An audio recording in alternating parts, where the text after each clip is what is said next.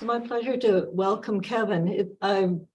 It's been a year in the making to have him here, so it's really good to see this come, all of us together, those are in the room and those of you on Zoom together, and learning more about our native trees, which are, as we know, all over the islands.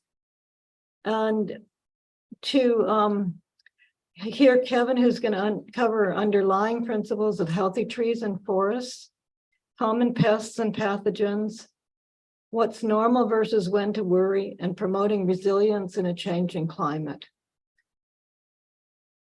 Kevin Zobrist is a professor and extension forester in the Washington State University Extension Forestry. He serves several counties, including San Juan County, and he is the author of Native Trees of Western Washington, a photographic guide. You may have noticed, those of you in the room, that Jenny from Darville's is here, and if you would like copies of the book, they are going to be available after the meeting. And to those of you who are joining us from Zoom, just a reminder, as usual, to keep mics muted and speaker view for the best viewing opportunities. So thank you to you for joining us, and thank you so much, Kevin, for being with us today.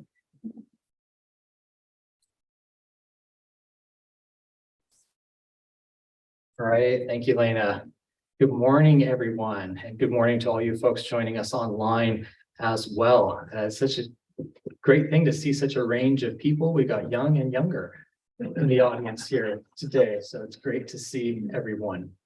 I'm going to be talking about forest health, and forest health is a really big topic. We could spend all day exploring all sorts of interesting bugs and cruds out there.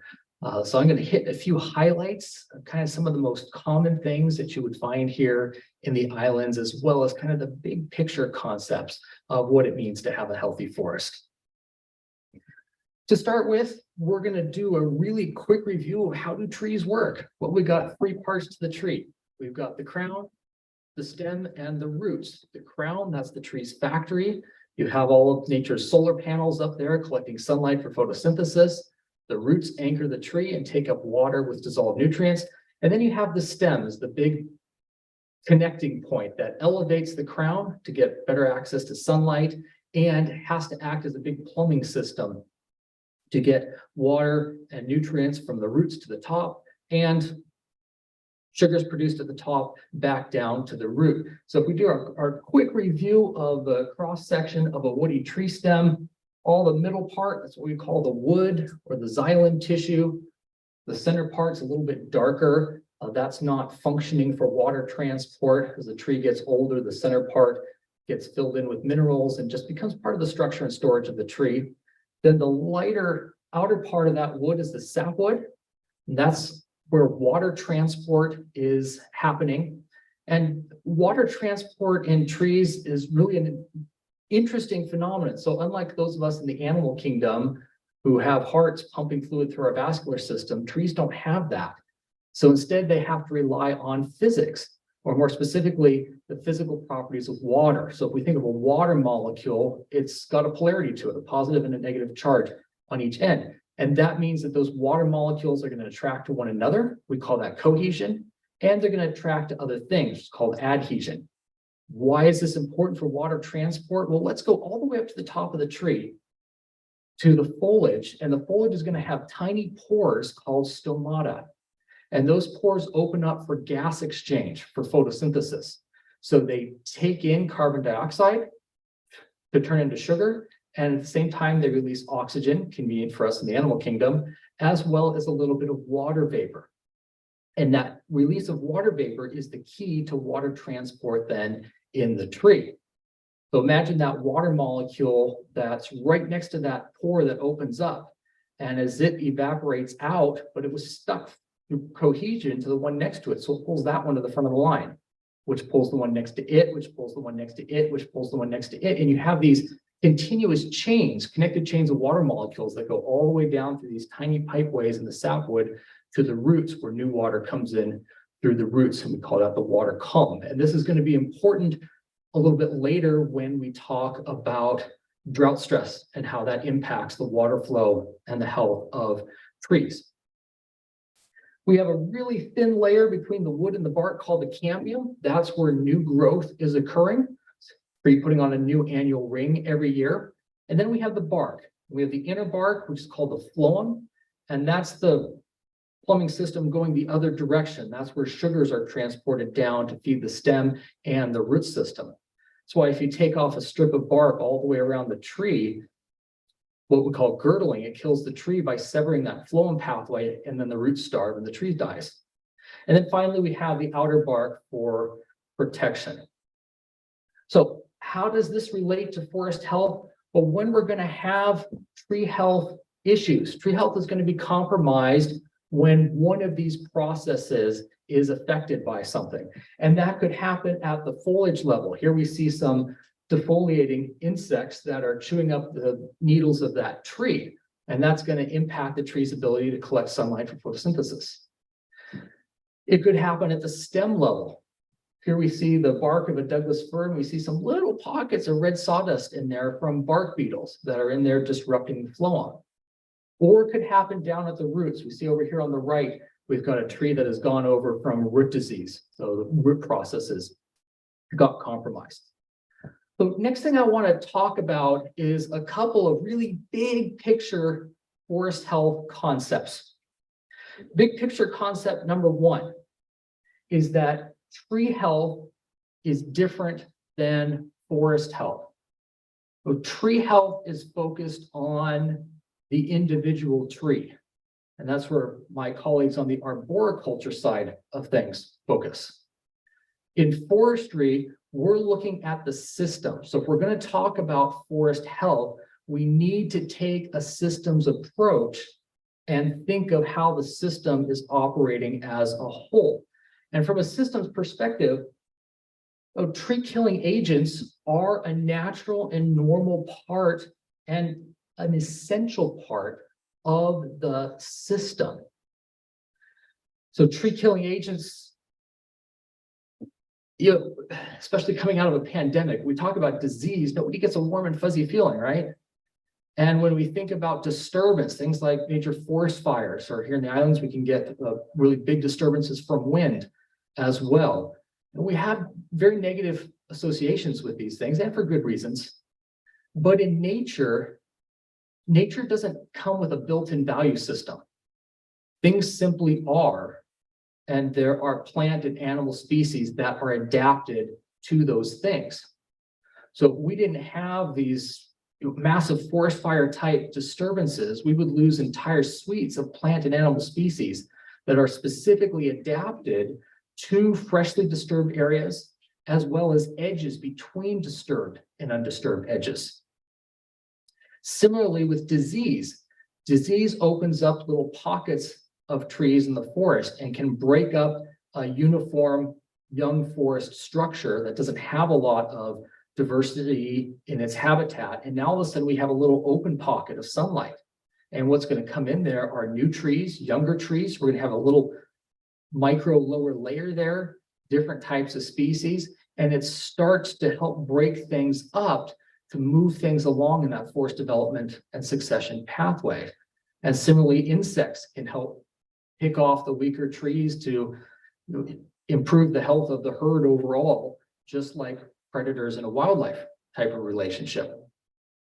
So these do have roles in the system. They aren't inherently negative. And I should point out that I'm talking about our native insect and disease processes. These are things that our trees have co-evolved with, and thus they have developed over long periods of time natural resistances, and that keeps the system in balance. Where we really get into trouble is when we see things that get accidentally introduced from overseas, or even just from other parts of the continent. Now we have an agent that has no natural resistance to a disease or an insect. So the tree is now, from the pathogen or the pest perspective, what we call a novel host. Like, oh, it's really yummy, and it doesn't have those pesky defense chemicals that I have to deal with back in my home range.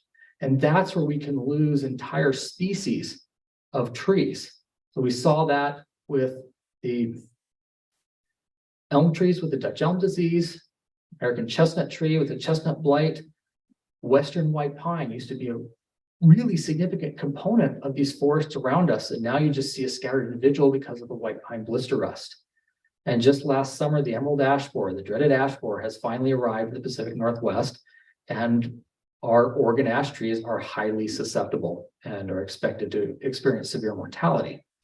But that's where we really can get out of whack. So we can't really have a conversation about forest health without acknowledging that it's the exotics that are really the doomsday scenario. But when we're talking about just native pests and pathogens, those are just normal ecosystem dynamics for the most part. And we'll kind of talk about when you might need to worry about something and what you can do, and more importantly, what you should not do, because there's always that sense of panic when something goes wrong, and you don't want to act out of a position of fear or panic, because that usually leads to decisions that don't have the outcome that you want. Ultimately, whether or not something is good or bad comes down to objectives. If the objective of a piece of land out in the wilderness is to function as a natural wilderness system, a root disease pocket is no problem. If your forest is the two trees in your front yard and they're both leaning towards your house and they have root disease, and your objective is to survive the next windstorm, that's going to be a conflict. So good or bad, we put that through our lens, our filter of our objectives, and that's where the value system comes into play, and it's going to be different for everyone. The other thing is wildlife. There's a really important wildlife connection between dead trees and wildlife habitat, because I'm stuck. There we go. Thank you. A healthy forest has sick, dying, and dead trees. I'll say that again. A healthy forest system has sick, dying, and dead trees. A system without that is not one that's a healthy functioning system, because 40% of our vertebrate wildlife species rely on dead wood, either standing dead wood, which we call snags, or down logs on the forest floor. So 40% are relying on those, from the cavity nesters, amphibians, small mammals, and so forth. So when it comes to health, it comes down to a couple of factors. Healthy forests are ultimately about balance, trajectory, and there's that word again, objectives. What are we trying to accomplish? What do we want to see on the landscape? So here we have a picture of a dead tree, but it's surrounded by live, healthy trees. So we have a great snag there for wildlife in an otherwise healthy, robust forest. That could represent a really healthy system, unless that tree is next to your house and poses a hazard. Now here in the middle, we see this opening in a forest, and that's from a root disease process. And that has killed off the conifers in that area. And we see a few straggling hardwoods coming in, but not much. It's turning into kind of a grassy, brushy area. Nothing inherently wrong with that. But if you wanted to see coniferous forest cover there, you might have a conflict with that and might want to do something to mitigate that. And then over there on the right, we see a really dense forest stand. And we see that here on the island quite a bit, as we do throughout Western Washington. It's the really tall but super skinny trees and very sparse understory because of low light levels. And this is a normal part of early stand development, but it's also a very stressful part of forest stand development. And so we have that natural stressful period in the life of a forest, and we've piled onto that climate change, exotic introduced pests and pathogens, invasive vegetation. If you think about the old growth forests, they didn't have to deal with Scotch broom and Himalayan blackberry. And we've got fragmentation, development pressures, and so forth, and we end up with what I call nature trying to survive in an unnatural world. A forest like this is going to develop in a somewhat predictable pathway, of course, in the absence of disturbance. That's always the wild card factor. And that's what I think about in terms of trajectory. So what's the pathway that that forest is growing and developing on, what would we expect the future condition to be?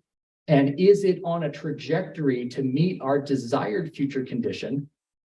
And if not, what sort of course correction could we do to put that on a trajectory to where that stand is going to grow into the conditions that we're looking forward to in the future? So big picture concept number 2 is that where you're going to find a healthy forest system is a system that has resilience. And resilience is found in tree vigor as well as tree diversity. And we'll talk about those concepts here a little bit more.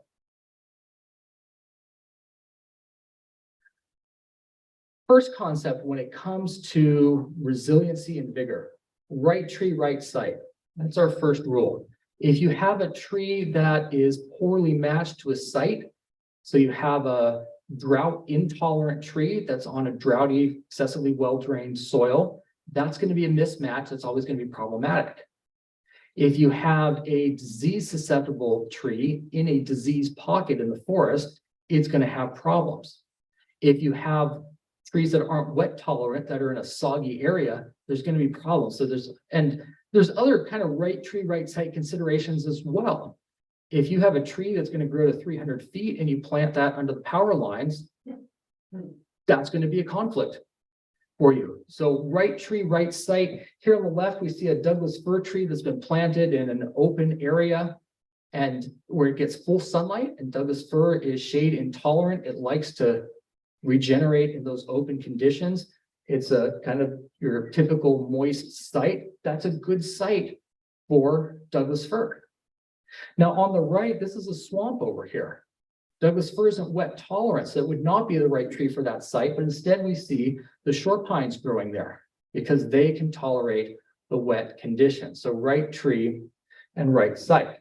And before I go on, one comment to add to that is with climate change, it's a moving target. So a site that once was appropriate for that species may not be anymore. And that, I think, is where we're seeing so much mortality over the last 10 years. And I think it's where trees are growing on the margin of site acceptability. So, trees are going to have this range of acceptable conditions, and near the edge, they can still hold their own. But then with climate change, they're suddenly on the other side of the line and can't hack it anymore. And I think that's why we see the mortality patterns we do. It's like, why did these trees over there die, but these over here didn't? Well, just slight differences in soil type can make that difference if the trees are growing at the margin. The other thing when it comes to vigor is density management is key, because dense conditions cause competition stress. And remember that we're also adding all that other stress on it as well. So this is just a simple relationship here, that solid red line between the number of individuals and the size of those individuals. Because when individuals, whether it's people or trees, when we get bigger, our resource needs increase. And any site is going to have finite resources, with those resources being light, water, and nutrients. Now, the other key ingredient for tree growth is carbon dioxide, but I think we can probably agree that's not going to be the limiting factor in this. So light, water, and nutrients. So this solid red line there, that represents the biological maximum. So what's under that curve, that red curve, is what's biologically possible in terms of number of trees and size of trees combinations. That dashed line we see that comes first, that would be entering into what we call the zone of imminent competition mortality. So this is where things are getting so competitive and stressful that trees no longer, not all the trees have everything they need anymore. And so we're going to start seeing some mortality, or if there's natural processes aren't happening well enough to allow that forest to kind of differentiate between the winners and losers in that survival of the fittest competition dynamic that we see in forests, it could grow into stagnation. So we think about forest developing over time, we start off post-disturbance with a lot of really small trees. And there's plenty of room to grow until it hits that dashed line. And then, oh, things are tight. And it's either going to stop growing or a number of trees are going to have to die to allow the remainders to keep growing then into some of those larger diameter classes. And when trees are stressed, they have to prioritize their resources. So number one is maintain their living tissue. And cue the Bee Gees here, we're talking about staying alive. Two, find root and leaf production. This is how the tree is going to get more light, water, and nutrients. Then you have three is reproduction. So that's kind of relatively high on the scale of priorities because reproduction is biological success for an organism. Then we have height and root growth and branch growth, more places to put those fine needles and roots. And then we have the luxury items, the first to go, one of which is insect and disease resistance. So now we see the problem related to forest health, that if we're letting trees grow in an overly dense, stressful condition, they've given up their immune functions. It's just like us. When we're not eating right, getting enough sleep and so forth, we lose our immune functions, become vulnerable to pathogens. Trees are the same way. And also in terms of diameter growth doesn't get you anything in terms of winning that competition battle. It's just like us. When we take in more resources than we need, we grow in diameter, right? Same thing for the trees. So diameter growth represents the excess. But if we have trees that are still growing in height a little bit, because they know that if they want to survive, they have to win the sunlight battle for height competition. They're still growing in height, but they stop growing in diameter. And now we have a long-term stability problem. Now, we don't have any wind issues here on Orcas, right? So stability doesn't matter. So now we have trees that are unstable, which can take a long time to correct if the wind doesn't get it first. So we see a couple of problems happening there when we let trees grow too long or too dense. All right, so those are the big picture issues. I want to talk about a few specific issues. Again, this is just a really small sample of what's out there and what we could talk about. There's all sorts of interesting things, but I'm just going to talk about kind of the most common things that you might encounter. And I'm going to start off with root disease. This is kind of the most common biotic issue in Western Washington. And so biotic, I mean, it's caused by an organism, a pest or pathogen, as opposed to abiotic, which is some sort of environmental stressor. So on the biotic side of things, root disease is the big player. It's the bark beetles that get all the press though, right? And you've all seen in the news over the last 20 years, all the massive forest die-off east of the Cascades and the Rocky Mountains, eastern BC and so forth, of the lodgepole pine forest from mountain pine beetle. And here's all those pesky beetles. And we know that beetles kill trees. So there's a tendency for the public to look at a dying tree and it's like, oh, it must be those dang beetles. I think the term I often get presented with when someone has a tree problem is, I've got an infestation. Oh, that's actually kind of on the lower likelihood side of things. Now, if there is a pathological problem, some sort of biotic problem, root disease is the first guess because it's so much more common and so much more active and so much more lethal to our trees. But how many of you have turned on the 5 o'clock news and seen a special laminated root rot? See, I rest my case. So what is root disease? Well, first, how do you recognize it? What does this look like on the landscape? If I'm walking around the woods and I see an opening like we see here, and I get curious, why is there an opening there? Why is there a gap? Nature doesn't tolerate a vacuum, so what's going on there? And so inevitably, I have to prompt in there to see for myself and satiate my curiosity. And I'll see what we see here, which is there were trees standing there, but now they're down on the ground. And notice that they haven't all gone over the same direction like you would expect with a wind event. Instead, they're going all different directions. It's just a random tree fall pattern over time. That's very characteristic of root disease. And if we were to trace some of those fallen trees to their ends, we might see what we see here, which is those trees did have root systems, but where did they go? Now, you've all seen trees with healthy root systems that just get levered out of the ground by mechanical wind forces. And you see the big giant root wad attached to it. And that's what we expect from a tree with a healthy root system. Trees with no root wads, where instead you just have these little soft rotted stubs where the major roots used to be attached. That's kind of your smoking gun for root disease.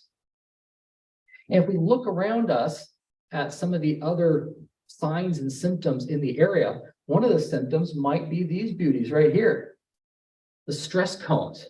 And that goes back to reproduction being a relatively high priority for the tree. So if the tree thinks this is the end, it might invest in one last hurrah, one last attempt at reproduction before it succumbs. And we call those stress cones.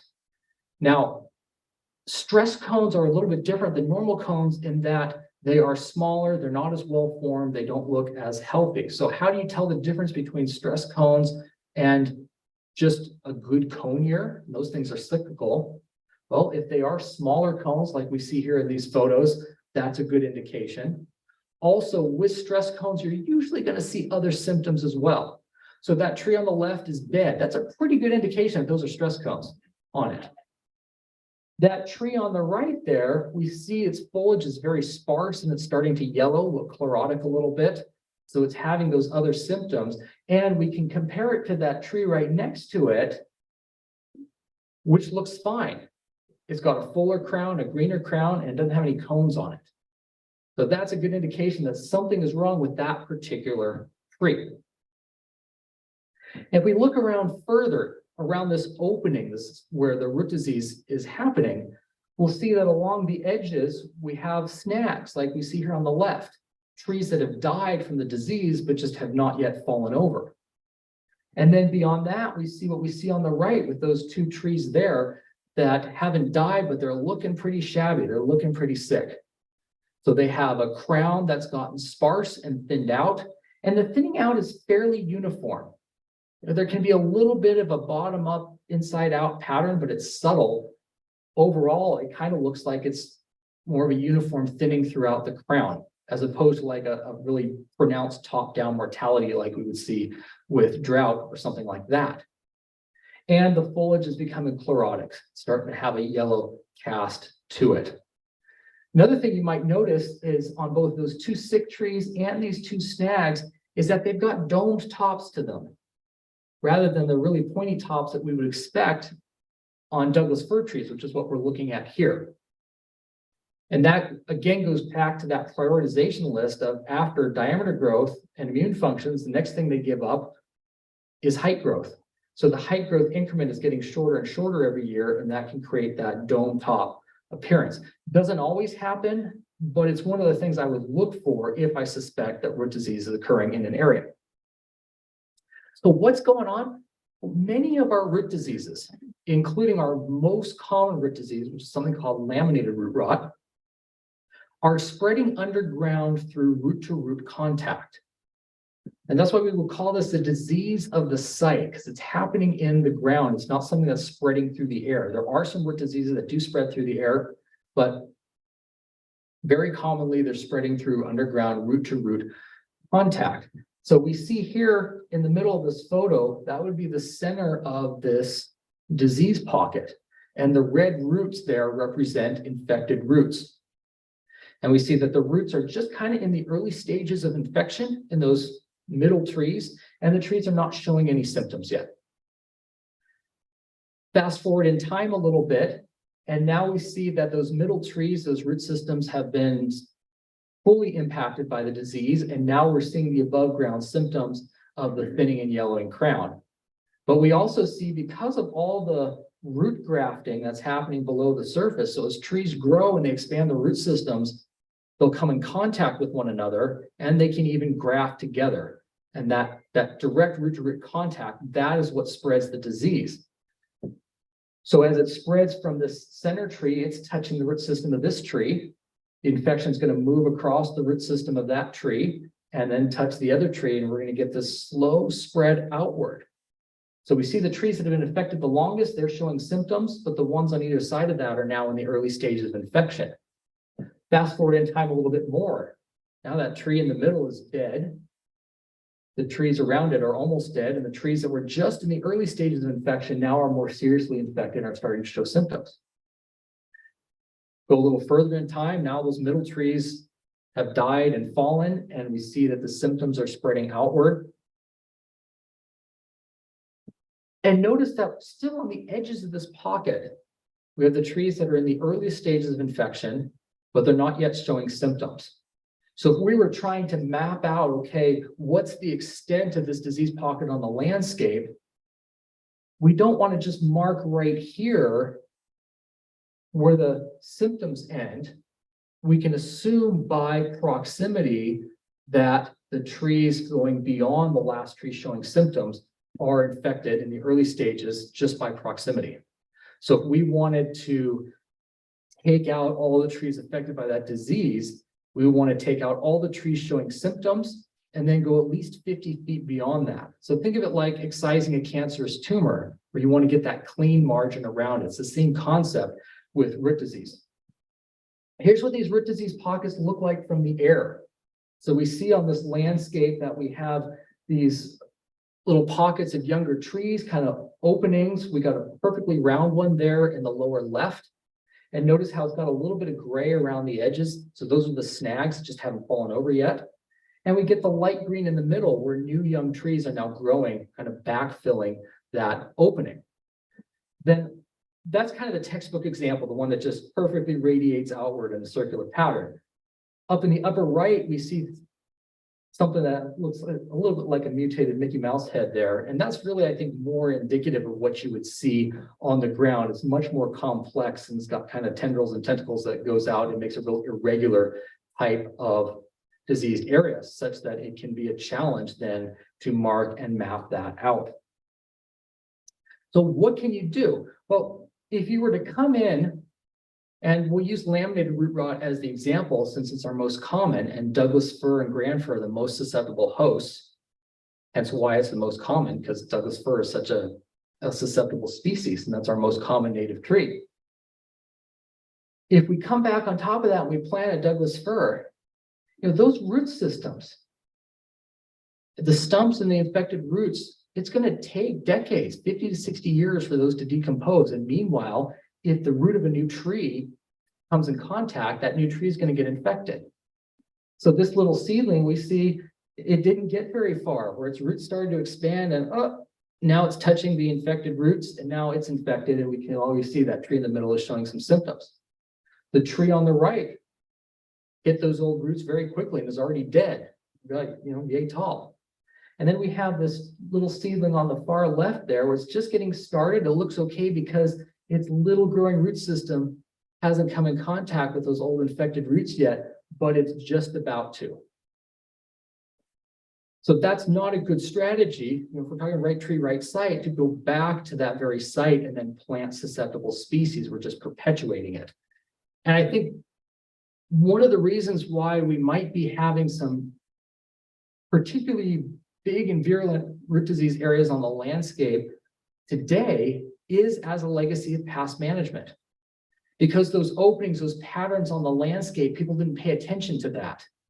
The loggers come in, everything gets cut, and now everything looks like a stump.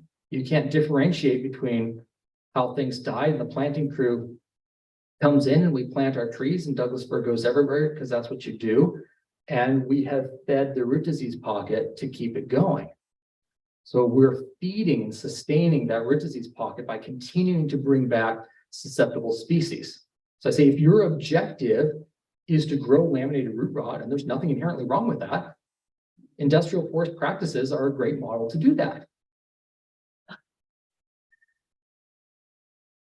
So that's going to lead to kind of perpetual problems. And think about how nature mitigates that in comparison.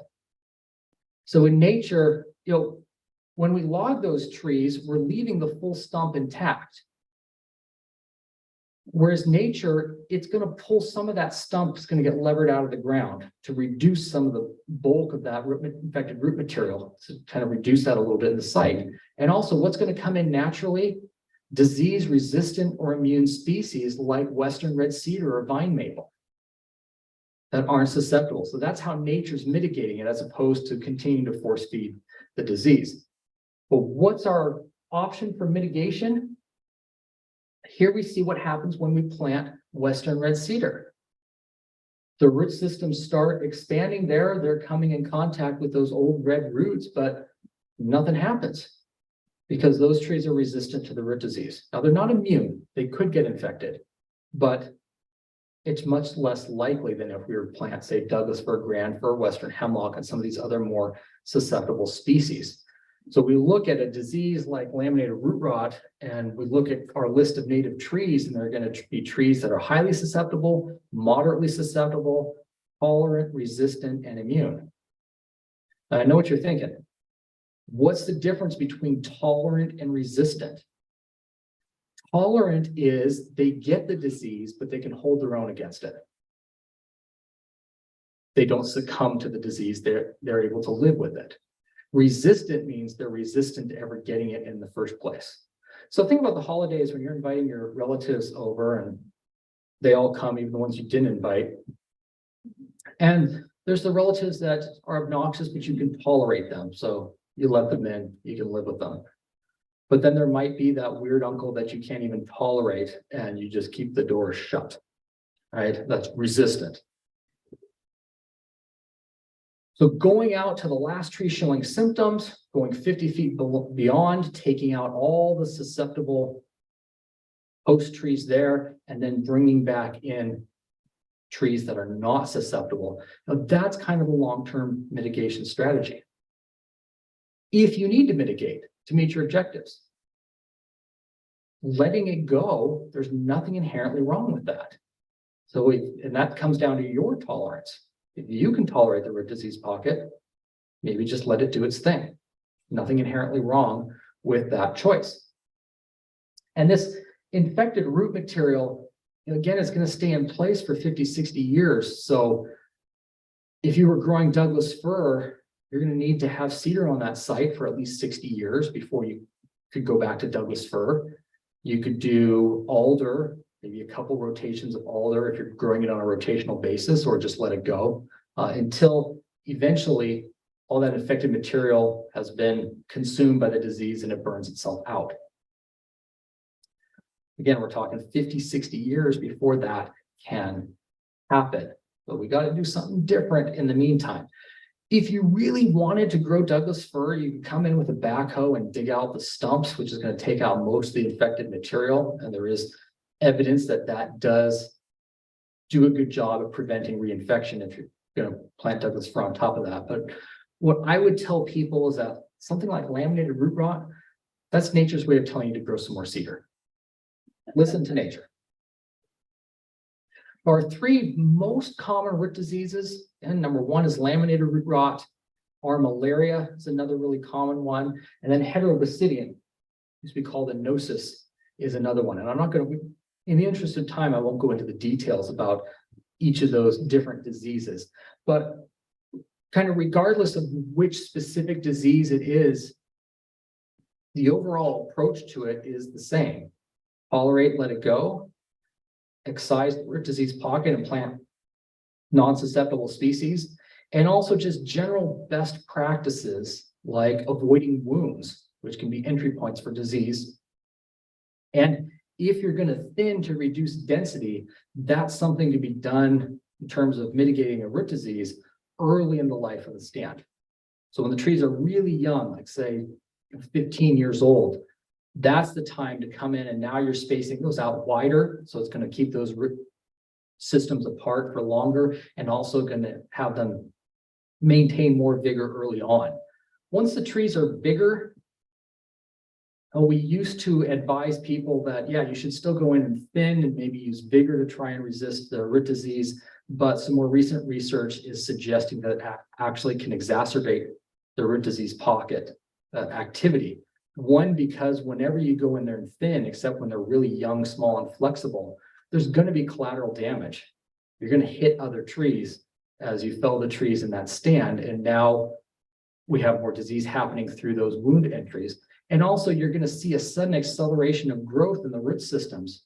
One would say suddenly have more resources, and it's just going to then spread the disease that much faster. So thin early, avoid wounding, and then your overall strategies then are either tolerate and let it go or mitigate it by removing the susceptible species. So let's switch gears now and talk about the pests that everyone loves to hate, which is those dang bark beetles, right? So bark beetles in Western Washington. Well, it's different when you get east of the Cascades, to the inland west, where they have a lot of bark beetle problems. In Western Washington, our bark beetles are kind of limpy, and they are going to be more opportunistic and not tend to attack healthy trees, but they're going to attack trees that are weakened or dying or are already dead from something else. Because trees, so what the bark beetles are after, here we see some little larvae, nasty little buggers there, right?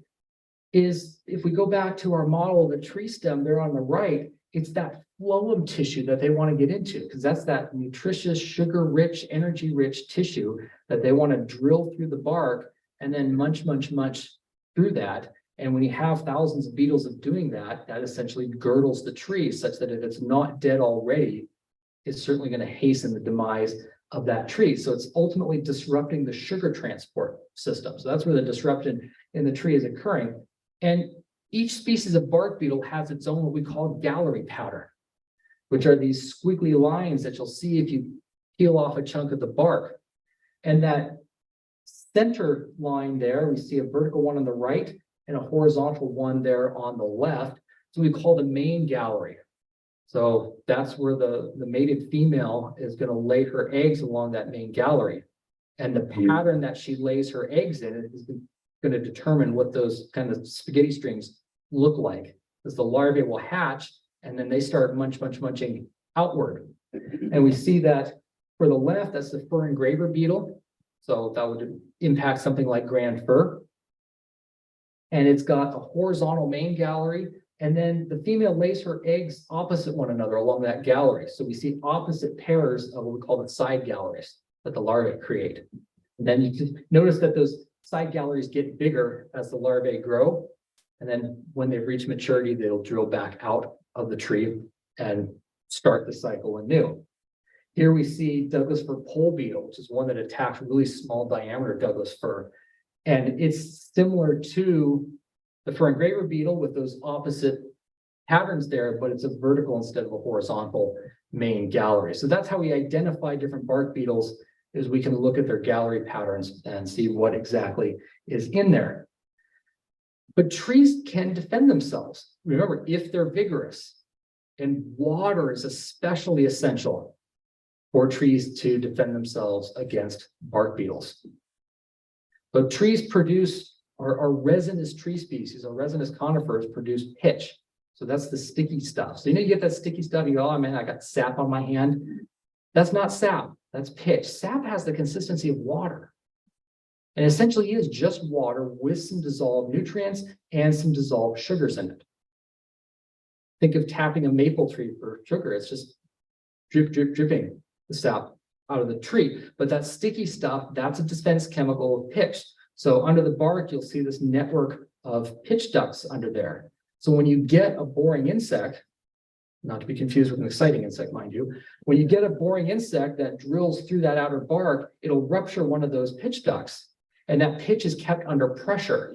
So it'll encapsulate the bark beetle, suffocate it, and that pressurized pitch is actually going to push it back out of the tree, what we call pitching out. And we see on the left here an example. Here's a Douglas fir tree that's pitching out Douglas fir beetles. And we see those long streamers, long thin streamers of dried pitch there. That's a tree that's working to defend itself. Just because you see pitch on the side of the tree does not mean it's got a bark beetle problem, though. I would say more often than not, when I see pitch on the side of the tree, it's from some sort of crack or pruning wound or other physical injury where it's leaking the pitch. But if you see really long, thin streamers and they're well distributed and randomly distributed all up and down the trunk of the tree, that's a good indication that's a bark beetle defense happening. Now, if instead of those pitch streamers, we see what we see on the right there, which is the little pockets of sawdust, which is frass produced by the insect chewing through all that darker colored phloem tissue. And that means the beetles got in and it's curtains for the tree. Bark beetles really don't like getting suffocated and pitched out of the tree. They don't want to tangle with a tree that has strong defenses. But when a tree is weakened, when it's stressed, it'll give off certain volatiles that the beetles can detect, sneaky little buggers, right? And then they say, aha, we've got an easy mark. And they can mass attack that tree. And if the tree's not already dead, it will be soon. And many times the tree is already dead because that phloem tissue can stay fresh for up to a year. So a tree that has just died, that's perfect for a bark beetle because it's fresh phloem with no defenses whatsoever. So if you find a tree that's died, a dead tree, and you peel off some bark, what are you going to find? You're going to find beetle galleries. So yes, bark beetles are closely associated with tree mortality. But this is where we have to remember the problem with equating correlation with causation. In this case, the cause and effect is the opposite of what most people think. It's not the beetles causing the tree mortality. It's the tree mortality that's attracting the beetles. There are some exceptions out there where beetles can act as the primary mortality agent in various situations. We don't have time to get into those this morning, but just be aware that there are situations, especially when you have like an outbreak, an epidemic outbreak of beetles, then by sheer numbers, they'll be able to attack otherwise healthy trees that the normal background level of bark beetles would not want to mess with. When you have a beetle-killed tree, it will suddenly turn red. So we see that those couple of red trees there among the otherwise green trees. But once the tree has turned red, that means the larvae have matured. As adults, they've come back out of the tree and that those trees are now beetle-free. So if you see a red tree, don't think that, oh my goodness, I gotta rush and cut it down and get rid of the beetles. They're gone. But now you'll have all sorts of new wood-boring insects there that are post-mortem. There are a number of different wood-boring insects that are purely post-mortem, but it can cause some panic because you see a dead tree and it's full of bugs. Did the bugs kill that tree? No, the dead tree attracted the bugs. And it's important that if we're trying to diagnose an issue that we get it right and we understand the difference between the primary issue and the secondary issue. The primary issue is most likely going to be something like root disease or drought. And the beetles are along for the free lunch. But if we think, oh, this is a beetle problem, and let's try and address the beetle problem, well, that's not going to solve the problem because the underlying problem is a drought or disease type of issue. Or maybe the tree's been injured and that's caused it to lose vigor and become stressed. I think we're going to see a lot more of this type of insect activity because of climate change and increased drought stress. We're going to see insects a lot more. But ultimately, it's not an insect problem, it's a drought problem. And if we want to address that, that's what has to be addressed. So if you had a tree that you knew had beetles in it, and the tree was still green and you wanted to reduce the beetle load in the area, you could take that tree out and remove it. That would cut down on the number of beetles in the area, but do that while it's still green because once it's red, they're gone. So bottom line, how do you prevent bark beetles? You keep your trees vigorous and healthy with strong immune functions. And trees especially need enough water to maintain that pitch production. Now, oftentimes get calls about this. There's holes all over my tree.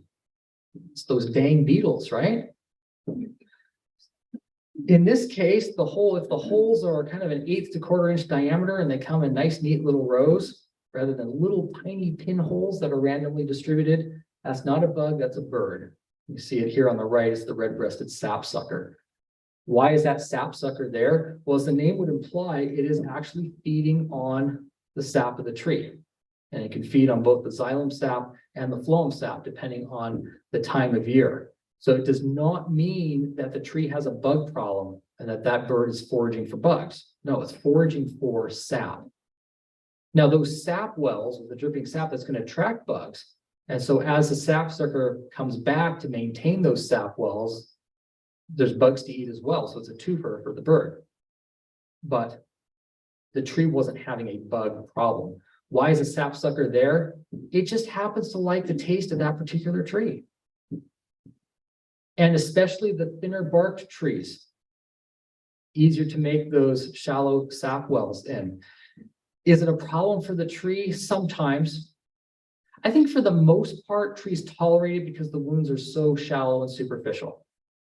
Of course, it can be a vector for disease and that type of thing. Where I tend to see more problems is we have really thin bark trees, especially ornamentals like the European white birch, or I see it in like apple trees, those type of trees, and you'll get a cluster of sapsucker holes, and because the bark is so flimsy, the whole big chunk of bark comes off, and now the tree is girdled.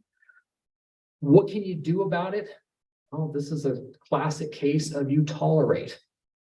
It's going to do its thing. There are ways you could scare it off or discourage it. You could wrap the tree in some sort of barrier or something like that. That's just going to push it to the next tree over, which if that's on your neighbor's property, problem solved, right? But if it's just another one of your trees, then you're still in the same boat. So that's really, I think, a tolerate type of exercise for dealing with sapsuckers. So I'm going to talk about just a few other issues in our kind of sampler this morning. This is an interesting organism, dwarf mistletoe. And this is hemlock dwarf mistletoe. There are different types of dwarf mistletoes. And dwarf mistletoes, they're not the same as the true mistletoes that you kiss your honey under the Christmas time. But these are dwarf mistletoes, and they're a parasitic plant. So if we look at that upper middle photo there, and you see that kind of olive green structures coming out of that branch, that's the mistletoe. It's a plant that's rooted into the branch of that hemlock tree. And it's diverting resources. And that causes the branch to swell and create these structures that we call brooms. So it causes brooming in the tree. It is parasitic, which means that it is robbing resources from the host. So it's going to weaken and in some extreme cases of the long term could kill a tree. But here in the bottom middle picture, this is in an old growth forest on the Olympic Peninsula. Look at that gnarly broom. That mistletoe has been working on that for a long time. The tree's still okay. It just may look kind of shabby. But those brooms make excellent platform structures for wildlife. And this brings up a broader point, which is that we judge forest stewardship and forest practices purely based on aesthetics. If it looks bad, someone did something wrong. Oh, nobody likes to see a big burned area or a cut area or trees that look all shabby with mistletoe and so forth. We don't like to see the mess. But the mess is where the function is. The messier the forest is, the greater diversity of habitat and the overall greater biodiversity that's there. In terms of going forward, we're going to see a lot more dead trees on the landscape from climate change stress. And that's going to have to affect our tolerances. We're going to have to change what we tolerate. It's happening. It's going to continue to happen. It's the way it is. For our own mental health, we have to learn to tolerate. But I think part of that tolerance is we need to recalibrate our idea of what constitutes natural beauty to be able to accommodate sick, dying, and dead trees, deformed trees, and so forth. Because that's where the function is. And if we can more broadly accept that as this is a beautifully functioning forest ecosystem, that's going to be, I think, super helpful towards our ability to tolerate some of the changes that we're seeing on the landscape. On the west side of the Cascades, we have hemlock dwarf mistletoe, and it almost exclusively attacks western hemlock. There are some sources out there that say that occasionally it might get into a Douglas fir or a couple other species. See that broom right there? We look at the needles, that's a Douglas fir. That's at the parking lot of Camp Orkyla, just over the way.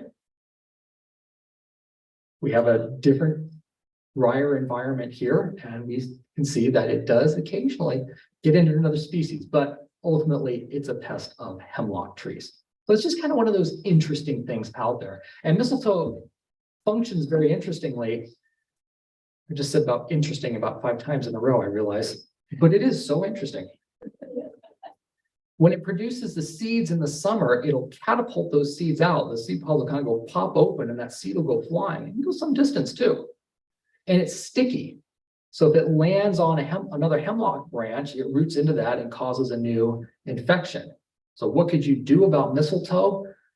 If you've got hemlocks coming up underneath in the understory, I would discourage those because they're getting those seeds just rain down on them.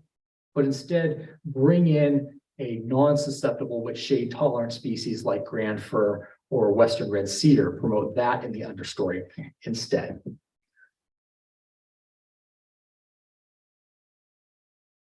Drought. This is why we're seeing so much mortality.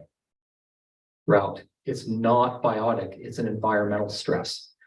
What happens with drought? So this is why where we go back to the beginning of this talk and to our model of water transport in a tree. That's what we call transpiration pull. Transpiration is that gas exchange of taking carbon dioxide through the stomata and releasing oxygen and water vapor. And as that water vapor evaporates out, remember it's tugging on those chains of water molecules and it's pulling the water up the tree. Now imagine it's a really hot, dry day in the middle of our drought season. And if the tree wants to eat, it's got to open up those stomata, which means it's going to release some water vapor. So you've got now tension on the water column. You've got that pull force. But if the soil moisture is completely depleted, so there's no new slack coming in the other end of the tree, the tension on those chains of molecules are getting tighter and tighter and tighter, and at some point they break. And we call that a cavitation. And now there's an embolism, an air gap in the system. In order for transpiration pull to work, there has to be that hydraulic connection of water molecule to water molecule. You've got an air gap in between. You know, imagine that you're pulling something up a cliff on a rope. Somebody cuts the rope and you just pull up the cut end of the rope and that's that. So take a look at this tree here on the left. We see about midway up, it goes from green to brown. Where it changes from green to brown, that's where we had a massive failure of the water column. And we've severed the connectivity there. And so the water from that point out goes up and out of the tree, but it can't pull any more water up beyond that point. So the top of the tree dies. And this is why drought damage is so often expressed as top-down mortality, because it's compromised the tree's ability to get water up high in the tree. It can also kill the entire tree, especially younger trees like these 2 young cedars in the middle. They just kind of ate it all together. And it can also impact our broadleaf species. We see there on the right that the tree in midsummer it's turned brown. So one of 2 things has happened in that case. Either it's just succumbed and died from the drought, or it's going to cut its losses and go into dormancy early. Say, okay, this clearly is not working out for me. We'll go into dormancy and hope for better conditions next spring. Now, there are some of these color changes that are perfectly normal, what we call seasonal foliage loss or discoloration. We see it most prominently in the cedars. How many of you have seen this in the fall? In the center there, we see those little branchlets that have turned a bright orange. What's going on there? Well, trees, they don't keep their foliage, I'm talking about the evergreen trees, they don't keep their foliage indefinitely, they just keep it for longer than one growing season. That's how they maintain their evergreen status. Over the years, some things are going to happen. New foliage is going to grow up past that older foliage, it's going to cast shade. The foliage is going to get dust and dirt on it, which is also blocking sunlight. So it's less efficient at collecting sunlight from both of those things. And there's just all that internal cellular wear and tear on the tree's tissue. So there comes a point for that oldest foliage where it's costing the tree more to maintain than it's getting back in resources, photosynthesis from it. Or it could be a tipping point where the tree realizes that if it pulls its resources out of that low productivity foliage and reinvests them, redistributes them to more productive foliage, that it'll get a net increase in production. So the tree's making that economic decision. It's got its resource budget. And when it's time to reallocate, it's time to clean house. So what happens? It turns color, gets and falls off, just like the deciduous trees. But this is, 6, 7, 8-year-old foliage, not current year's foliage. Why is it so prominent on the cedars? Well, instead of having a little interior needle on a Douglas fir that's dying that you can't see, we have these really big open branches with these little branchlets. The entire branchlet turns orange. So it's really noticeable, especially against our bright blue September skies. So right about September 15th, my phone starts ringing, and the story is always the same. Every cedar tree in the entire area is dying, and why isn't the university doing something about it? They think I have godlike powers. I do not. But we see in the center photo that it's all the way back up on the branch. That is the oldest foliage. So if that's the pattern you see, that's just normal seasonal housekeeping. All the trees are doing it. But again, it's that the cedars are the most visible. Also, if we look on the left, we see some pines. Pines have a more open branching architecture, and they have really long needles, so it's more noticeable on those as well. We see all the yellow and orange interior foliage. Now, come October 15th, the winds have kicked up. And you come out mid-October and the parking lot, your driveway is just covered in dead fir and hemlock needles. And there's that one that gets under your windshield wiper and it creates that smear as you're driving home. And you resolve to yourself that the second I get home, I'm going to pluck that stupid needle out of there. But you get home, you forget, and then you're driving to work in the rain the next morning and it's still there. I digress. That's the evidence of what all the other conifers were doing. We just didn't see it. So seasonal housekeeping. In the winter, we might see some of what you see there on the right on that cedar seedling. It's also turned a dark kind of rust colored, bronze color, we call that bronzing. That happens in the winter, and it's a form of winter sunscreen. So you have cold, bright sunny days where the tree's getting full sun exposure, but it's so cold that it's shut down its photosynthesis apparatus. It's getting flooded with sunlight, and if it can't utilize that, it's going to get damaged by it. So it produces these pigments, these dark purple red pigments to act as a sunscreen. And then as soon as it warms up and photosynthesis kicks in, it changes back over to green in the spring. But we had some cold weather this past winter, and I saw a lot of bronzing on some trees this past winter. Okay, let's wrap up. Some things to consider when diagnosing issues. First of all, remember that pests and pathogens are host specific. They only affect certain trees. Also, they occur as localized phenomena. You have a root disease pocket or an insect outbreak. These are happening in localized areas. So if you see broad mortality over an entire region that's affecting all different species of trees, that is an environmental stress. That's abiotic. Right now, it's all about drought. When it comes to biotic, root disease is the most common one out there. If someone says my trees are dying, I can guess drought or root disease and be right most of the time just by probability, but not always. Third point there is insects should not always be your first assumption. And again, I don't want to give you the impression that there are no insect issues or that insects can't be the primary mortality agent killing trees. It just is not nearly as common as the drought and the root disease. So it shouldn't be the first assumption. And yet it tends to be, and we know insects act fast, right? So there's that panic, there's that sense of urgency that I have an infestation. If I don't do something, every tree in the universe is going to die. So the other point, I should put a fourth point on there that says, don't panic.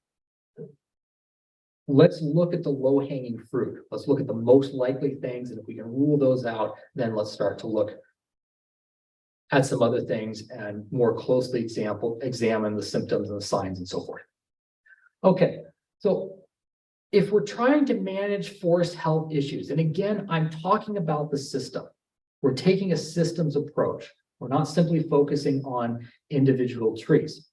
When we're talking about managing for forest health, first and foremost, products are not the answer. It's not like your rose bush that you go out and spray it with something to cure the black spot, right? We're talking about big trees. It just doesn't work like that. That said, there are people out there that will try to sell you some sort of poison to put on your trees that, hey, maybe you could do this and it'll cure your problems. Don't fall for that. A case a few years ago, a person contacted me and she had a couple of hemlocks in her yard. And the one had died the year before, and the other one went, she thought it might be hanging by a thread the current year. And it had died from the bottom up, which is, we're seeing that kind of unique drought response in the hemlocks. It's not top down, it's bottom up. One of the theories, and it's just a theory, is that the hemlock's approach is that it wants to reduce its water budget by shedding foliage, and the lower foliage is the least productive. It's like, okay, let's get rid of the least productive. That's might be it, but ultimately we don't know what the mechanism is, why it's going bottom up, but most scientists are agreed that it has something to do with drought stress. So we're seeing this all over the area.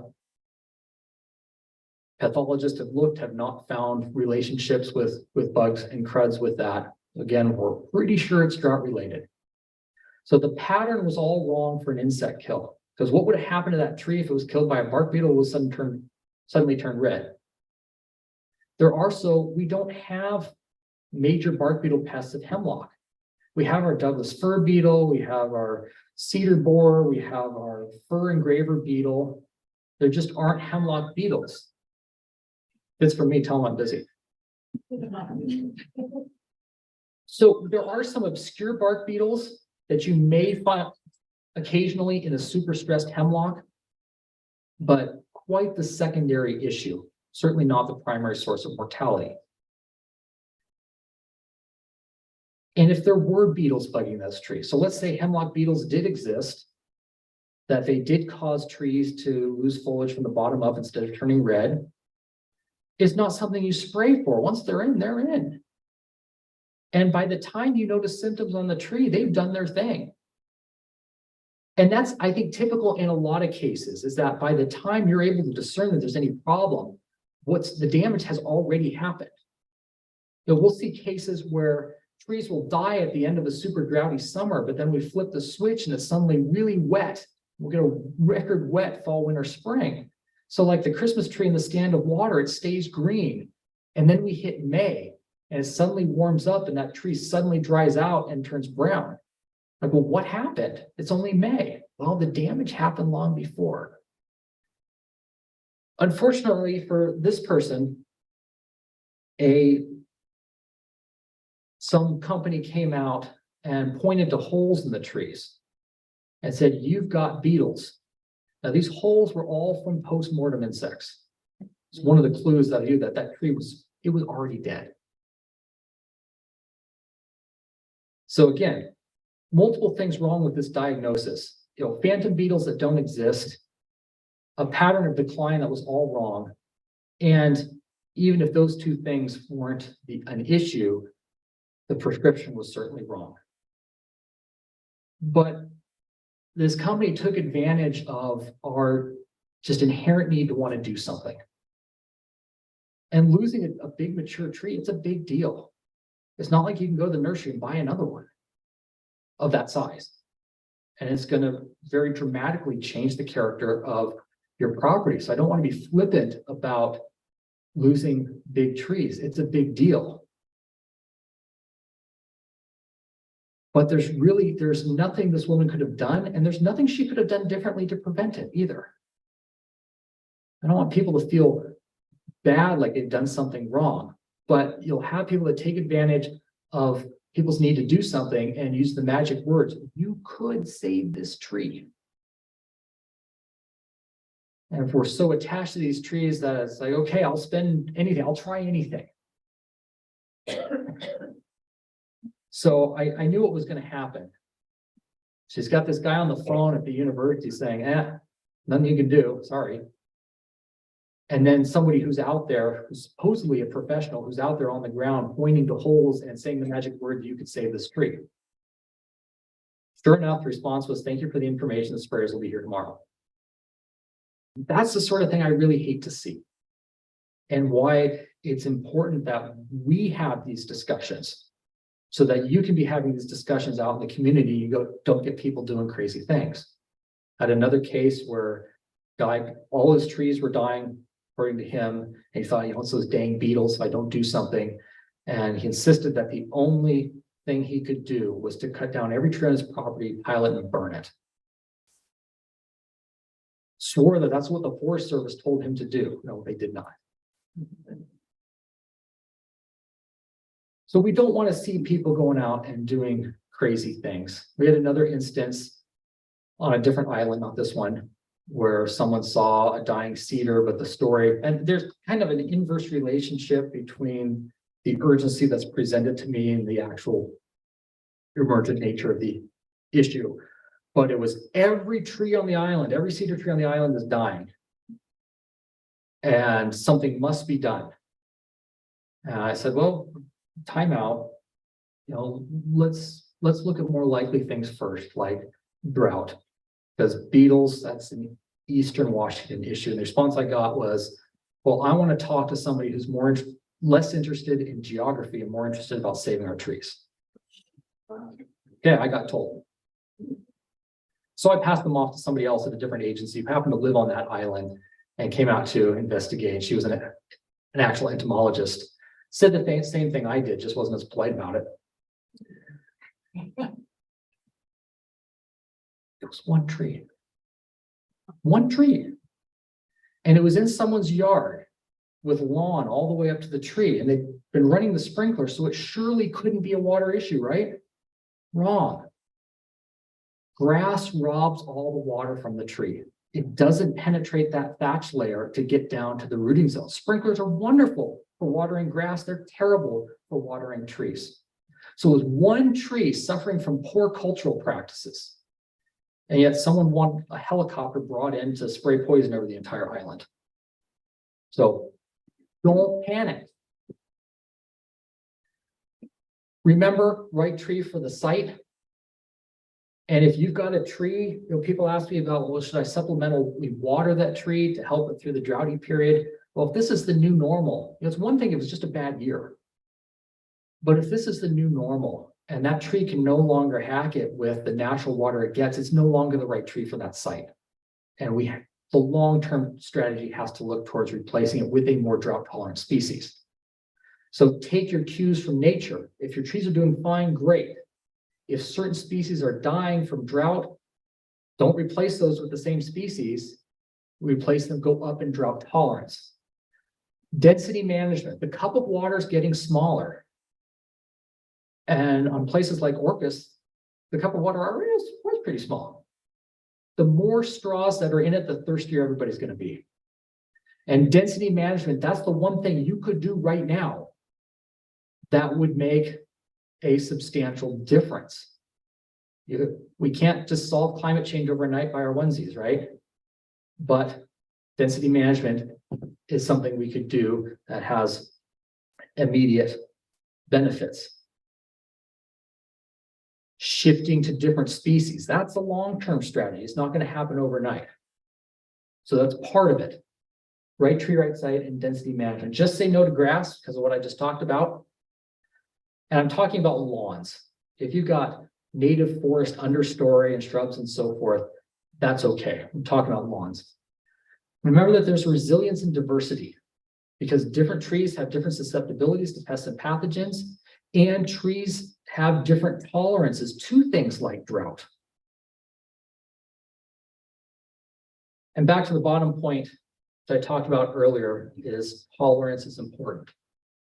tolerance, and not panicking, I think are key here. So that's what we've got. And one final word on tolerance. I think we need to, as part of our climate change adaptation, adapt our expectations.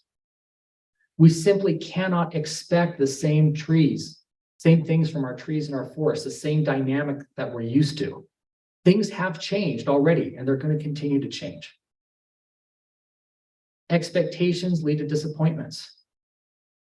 And all sorts of crazy stuff like setting the forest on fire and spraying poison everywhere and so forth. So we need to adapt our expectations. All right, I think we have some time for questions. We have from the Zoom audience, we just have a comment that it was a fantastic talk and many, many thanks. It was someone who had to leave. We probably have a few minutes for questions. What's clear is that we may need to have you back soon. And also that there'll be time, I think, to talk individually for a while afterwards. So yeah, I'll be hanging around. okay, So. maybe what we'll do is take one or two quick questions and then do thank you and then do the rest afterwards. Yeah. Okay. I wonder if you have a recommendation of higher drought tolerant tree species as we're replacing the ones that we're seeing susceptible. What should we be replacing them with? Okay, so the question is, what can we replace trees that are coming to drought with that go up the scale in drought tolerance? If we consider drought tolerance on a scale of say 1 to 5, 1 is no drought tolerance, or extremely low drought tolerance, and 5 is very drought tolerant. Cedars and hemlocks, they're at a 1, and that's why we've seen them suffer so much. In the 2 to 3 range, that's your Douglas fir and your grand fir, and sources will differ over, kind of which one's the 2 and which one's the 3. Someone will say grand fir is a little more drought tolerant than Douglas fir. Others will say the opposite. But this is where you take your cues from nature. If your hemlocks and your cedars are struggling, bump it up a notch to say Douglas fir or grand fir. If it's too dry for those, now you're into the pines, things like western white pine and the short pine that's so common here on the island. When we really need to go up a notch, our most drought tolerant species are the madrones and the Gary oaks. And another species that might be a good option is ponderosa pine. And we think of that as an Eastern Washington species, but there are native west side populations of ponderosa pine from the South Puget Trough, where that was naturally an oak pine savanna. Doing a little jump from the South Puget Trough up here to the San Juans, that's a very small jump. I would say very low risk and gives you another drought tolerant option. Whereas some of the assisted migration that people are talking about, which is to just go down to California and grab cool trees and bring them up, there's a lot of risk with that, a lot of unknowns, and not a lot of scientific support for that. I can do a whole different talk on assisted migration and the do's and don'ts and the ultimate answers. We don't know what will happen, but there are definitely some risks. But that's a low risk. That's a really small jump. Another thing that we could do is we could start pulling from seed zones that are further south. So the conventional wisdom is when you want to plant trees, you want to get them sourced from local parent trees because trees adapt to their local environment. So the population of Douglas fir here in the islands is genetically different than, say, those over in Eastern King County, for instance. Because there's been the populations have locally adapted. So you want to get seed source that's well matched to your area. Well, now maybe we need to look at seed sources from trees that adapted to a little warmer and drier conditions. So that's another option. In some cases, we might need to look at like Southern Oregon, but then there's the question of, well, how do we get that seed stock? So there are some experiments underway on, can we bring up our native species, but seed stock from, say, Southern Oregon, and see how they do. And it's a reasonable recommendation, but you go to the nursery, they're not going to have Southern Oregon seed stock. So there's some logistical components to that as well. Banduro, Gary Oak, and Ponderosa Pine. Those would be kind of my three go-to if all else fails. Yeah, it sounds like density management is something we could do, but it seems like that's a whole nother topic that. Yes, we could do a whole session on thinning. But are there any resources you could suggest that where we could learn more, find out what to do? We have, so the question is, with density management being so important, what are some resources to learn more about how to do that? Through WSU Extension Forestry, we have several different programs on that.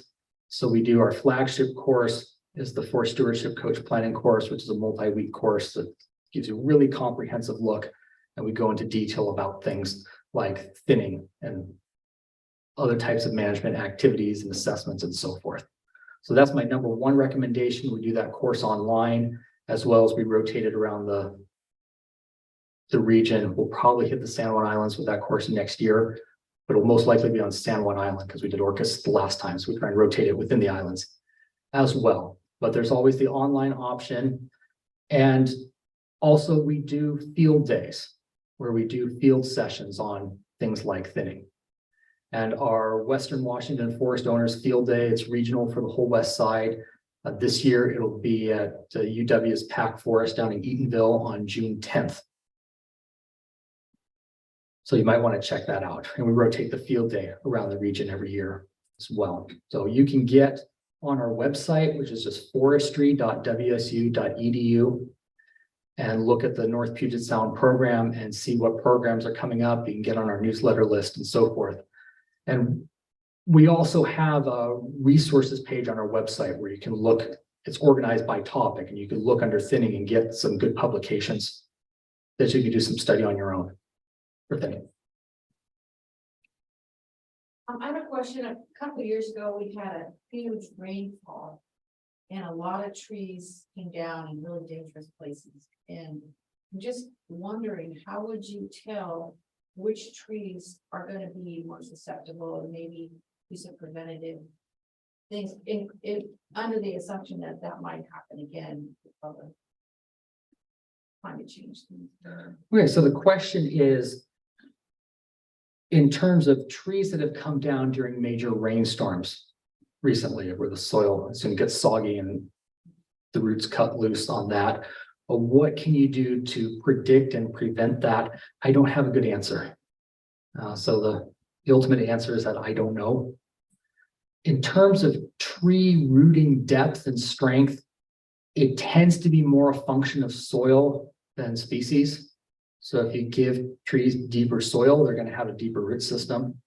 In the San Juans, we have pretty shallow soils here, so there's that disadvantage. Hemlocks, I would say, are notorious for losing their grip on the soil because they are a species that will have a shallow root system kind of regardless. So you can look at trees with different types of rooting patterns, but again, I don't know how you would predict or really be proactive. It's just too unpredictable, and I don't know of any hard and fast rules about that. A great tree for really wet and windy areas is Oregon ash. It's got a very tenacious root system that can stay upright in very soggy conditions. But now that the emerald ash borer has arrived, we're telling people don't plant ash. So yeah, I don't have a good answer for you. The master gardener table once got a question about lichens. And the landowner said, there's too many lichens and my trees don't look good. How do I get rid of the lichens? Okay, And so the city of the pants answer was go look upwards, and if you can't see any sky, your canopy is probably just too thick. so the question is about lichens and what to do if somebody's concerned that their tree has too many lichens on it. So lichens are an example we would call an epiphyte. The mosses on big leaf maples are the same way. It's an organism that's using another organism as its structural platform. By definition, they are not parasitic, they're epiphytic. They're just hanging out there. They're not robbing any resources from the tree. They're not causing any harm to the tree. They don't indicate that the tree has a health problem. They're not causing a health problem. Lichens are indicators of good air quality because they're so sensitive to pollution. So if you're in a forest that just is full of lichens, you've got great air quality there, something to celebrate. But it's totally natural, it's totally normal, and just indicates a good, healthy environment. It doesn't indicate any problems with the tree. Good for the birds too. Is it possible that the introduction of some coastal redwood trees could be disrupting the Douglas fir around? It just about 20 years ago, they were introduced into the property that I'm now. The Douglas firs would be very stressed. Okay, so the question is it possible that some coast redwoods that have been planted on a property could be negatively impacting the Douglas fir? In a general sense, people want to plant a couple redwoods to experiment with them. There's nothing wrong with that. I certainly don't see them as something that's going to do well under future climate change, not because of temperature, because of moisture, because coast redwoods are not very drought tolerant, similar to the hemlocks and the cedars.